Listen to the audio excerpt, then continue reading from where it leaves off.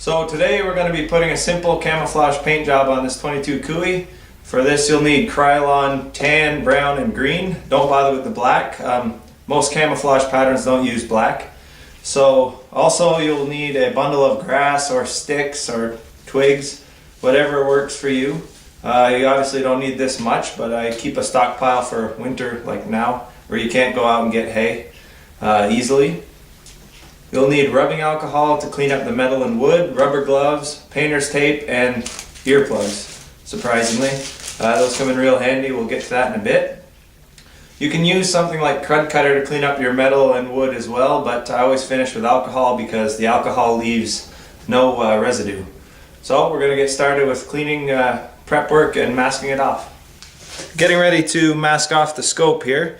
And one thing you don't want to do is put the painter's tape so that the sticky side is touching directly on the glass. What I like to do is take the scope covers and a thin piece of cardboard, and what we're going to do is draw a rough outline of our objective lens, and we're going to cut it out and place that cardboard in the end before putting our tape. That way the tape is sticking to the cardboard and the aluminum of the housing and not the glass. Alright, about this size is what you're looking for. I want it to fit all the way in, so that you have this edge here for your tape. And there you have it. A nice job there. Now we're going to move to the ocular lens. This one has a rubber eyepiece and the adjustment like this, it moves. So we don't want any paint getting in there. We're going to make sure that's all the way down. And I'm going to mask off just the rubber and then cone it out so that it's not touching the lens. That's all you need for there. So once again, make sure that's screwed in all the way. Now if you're concerned about covering up your numbers on the power adjustment, what I've done in the past is take a hole punch, punch out some of this painter's tape, and then take the little tabs and put them over your numbers. Being that this is just a little plinking gun, I'm not too concerned about that.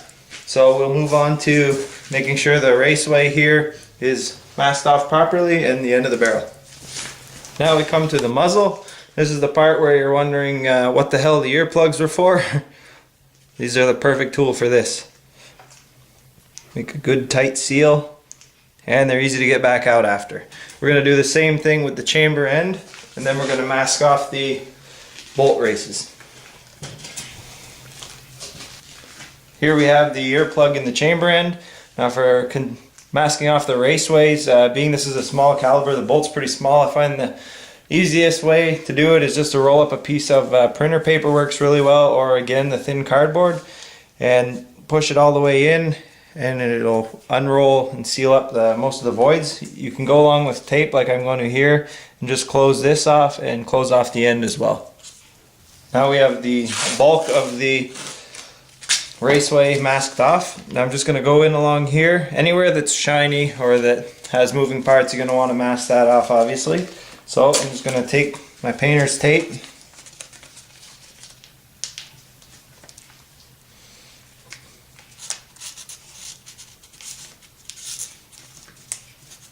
stick that to the tube of paper or cardboard, whichever you used, and now we're going to take a razor blade and skim it off along the edges. Here we have the raceways fully masked off. Now as you can see here, when I cut this tape, I left it sticking straight up off of that surface. What that's going to do is it's going to allow us to paint the receiver right up to that face without having any gaps in the paint job where the tape was. Alright, so at this stage we're getting ready for our final decontamination, if you will, and go over it with the rubbing alcohol, hence the rubber gloves to keep the skin oil off of everything. I put down a fresh sheet underneath. This isn't contaminated. I'm going to go ahead and wipe everything down until the paper towel comes off clean. Then we know there's no more oil, no more contaminants, and our paint should adhere well. Now have the rifle suspended from the swivel stud. Gone ahead and double checked all the masking, make sure there's nowhere that the paint's going to penetrate where it shouldn't be. We're going to go ahead and start painting. Alright, so the first coat in the process is going to be our Krylon tan. I'm going to put down 3 coats of this. I want to make sure shake it really good to have a good flow, because it is possible to get decent flow out of a rattle can if you just shake it enough. So we're going to go ahead and start shaking this and get a couple coats on there. Alright, so for the first coat I'm not looking for any real coverage. I just want to fume everything, give it a good surface to stick to. Make sure I get in the tricky spots like up under the scope and that.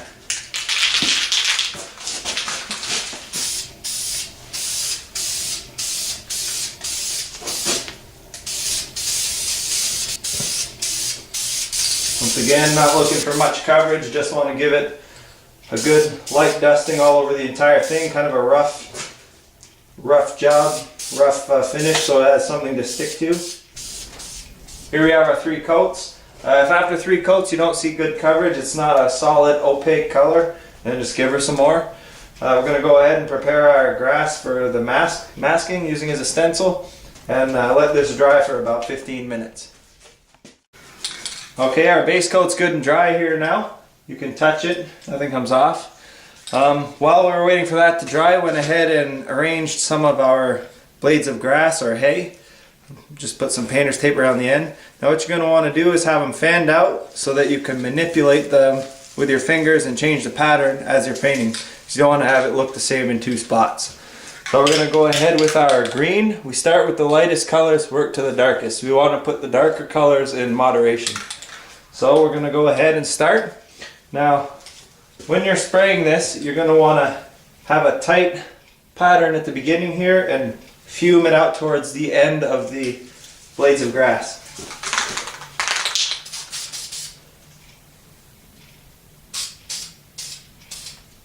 Just like so.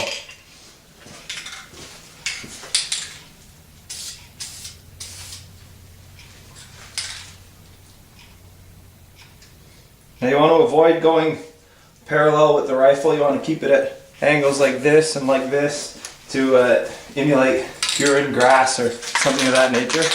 I like to keep shaking and cleaning the jet on the cans too while I'm doing this. It avoids having spatter and all other unpleasant things.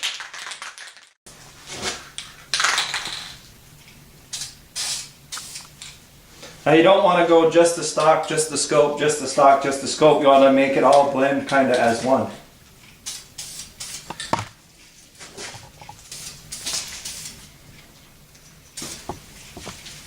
Be careful as you go, the paint's going to build up on your brush, and you're going to want to make sure that you don't touch the rifle with that heavily painted hay because it will make a mess.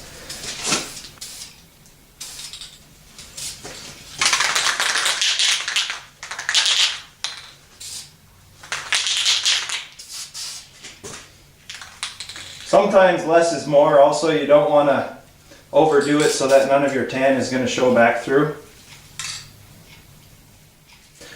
You might notice it looks kind of blotchy now. That's because we're leaving enough space for our last color, the brown. We want to put that in the open spaces and overlap with some of the green that we already have. You don't want to go overboard with your first layer because then that leaves you nothing with the second. And when you put your brown on, you'll end up having blotchy spots where it's all dark, no texture. So about like that is all you want to do. You don't want to push it too much. I know it can be tempting to try and go a little bit more, but just take it nice and easy. You can always put more after if you have empty spots. Alright, so here we have this big empty area. The other pattern is kind of moving on an angle like this, so I'm going to try and offset it with this other color. I've gone and switched to fresh sticks, that way I'm not going to contaminate the surface with hard, thick paint. Come in with the brown.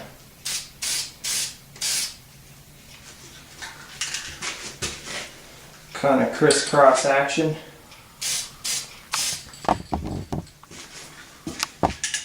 Definitely the hardest part about this kind of paint job.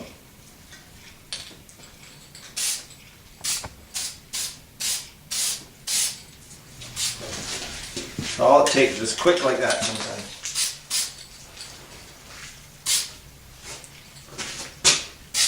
Now this is not my technique. I read about it in a magazine and I've just been doing it ever since. I find it simple, it's quick, it's easy. You can touch it up very easily. Inevitably it's going to get scratched sooner or later. Once it's cured, it is a fairly durable finish, but not comparable at all to anything like Cerakote or things of that nature. Sometimes just shoot a shot off to the side, make sure the jet's clean, and that way I get a sense of direction. It's happened before where I'm about to spray and the jet's off this way to get a nice brown spot on your arm. Little techniques.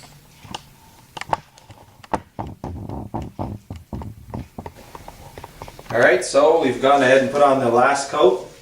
We're going to let it dry, then we're going to pull off the masking and see how it looks. Now you can go back in and fill up the blotchy looking areas, the areas where there's too much tan, with finer blades. It fills up the area better. and it looks better. Like here we have the finer blades. So we've done our last coat, pulled off all the masking. The raceway is nice and clean, crisp here.